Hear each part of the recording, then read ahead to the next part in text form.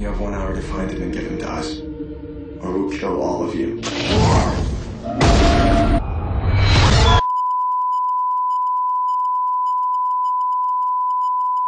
The Purge takes place in 2022, a time where the US is flourishing.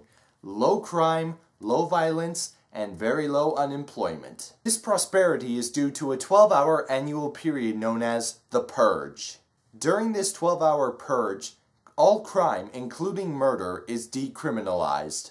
It's a period of time meant for everyone to let loose all their negative energy so that for the rest of the year, everybody can live in peace. This movie follows the Sandin family, whose son lets in a stray person during the purge for sanctuary, only for a bunch of purgers to come knocking at their door demanding that this guy is turned loose for slaughter. Despite advanced security systems that are in place, the Sandin family knows that the purgers are going to get in, and they have a choice. They can either turn this stray person in, or they can fight back.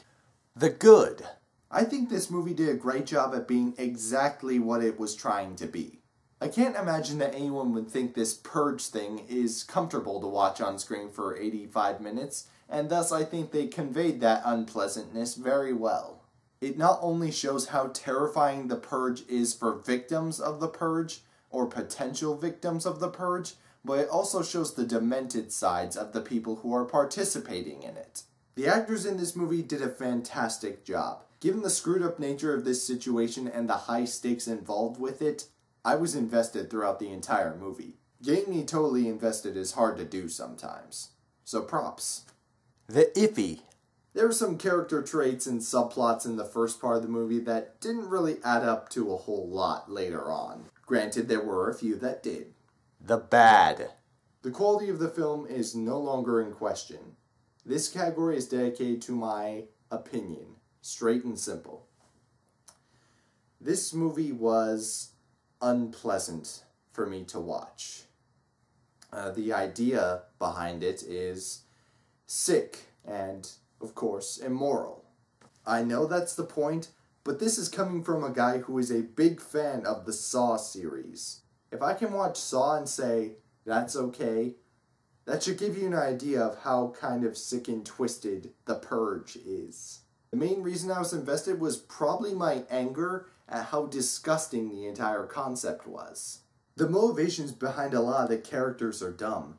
You hear earlier on in the movie where they're calling in the radio asking what their purge plans are, and you hear one guy going off about how he's going to kill his boss because he has it coming. So the purge has now become a BS excuse for butthurt people to go out and kill people who have not earned the punishment of being killed.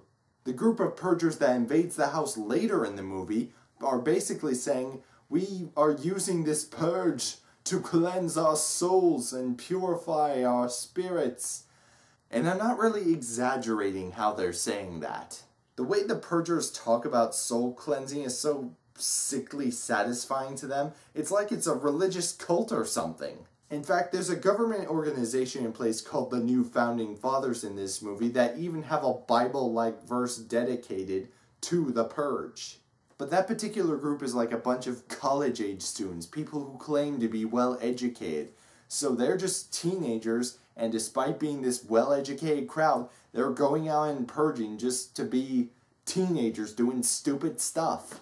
Spoiler alert starting now. I think at the beginning of the movie, the lady that showed up giving them cookies and expressing a not-so-subtle resentment to this family for the wealth that they had was going to turn out to be evil. The fact is, the Sandin father is a security salesman, meaning he sells security systems for the Purge so people can lock down their houses and not have to be a part of the Purge. So, obviously, that's going to bring in a lot of cash for him and his family. What bothered me about that bit was how inconsequential the security turned out to be. These purgers just come along and say, screw your security, we're just going to rip it down with a chain and a truck. Since I said I liked Saw earlier, and that this movie was screwed up in comparison to it, I'm going to tell you why Saw is not like The Purge.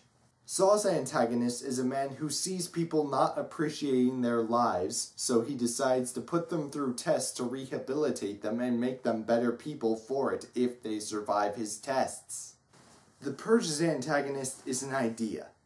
The idea that if people are allowed to vent their anger for 12 hours once every year by going out and murdering people, the rest of the year will be unbelievably peaceful and prosperous. And you know, the people that are killed, they're just the fat that gets trimmed away that allows for these prosperous times. But what actually happens is that around the time of the Purge, there are people who get pissed off over the stupidest of stupid things, and then they're going to use this holiday to go out and kill somebody who doesn't deserve it. Here's what I find the worst thing about this movie. It's a pretty big hit lately, and it's getting a sequel. Even if this movie wasn't so modestly budgeted at only $3 million, I still think with the track record it has going right now, it wouldn't have mattered. They could have spent a lot more money on this movie and it would have still made plenty more. And it probably would have greenlighted a sequel for that in that scenario as well. Okay, I'm done ranting. It's time for me to actually rate the movie. As you can tell, I did not like this movie.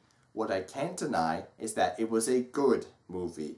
It was well made, it did exactly what it set out to do, and it pissed me off like very few movies have the ability to piss me off. This is Detective Steve, and I will probably see you a couple years down the road when I review the sequel.